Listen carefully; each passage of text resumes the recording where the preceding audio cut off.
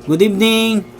So, ano ba ang una nating babantayan pagka gusto nating malaman kung yung ating katabing sasakyan liliko doon sa lane na dinadaanan natin? O, katulad niyan, ang una nating titignan, syempre hindi agad yung movement. So, para makita natin kung lilipat siya sa lane natin, ang una nating titignan sa sasakyan, lalo na yung mga nakaparada, natatraffic, ang unang-una pong kikilos dyan yung gulong.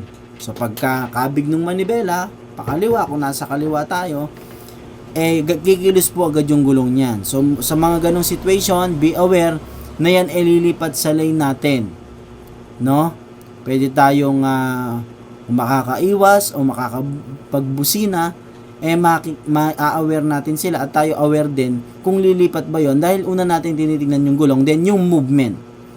No, para caring driver, defensive driving, malayo pa lang nakikita natin yung gulong kung nakakabig na, at susunod na po nun yung movement ng sasakyan. Road and Machine Cares, laging magtagumpilin sa pagbiyahe. Salamat po. Salamat sa Diyos.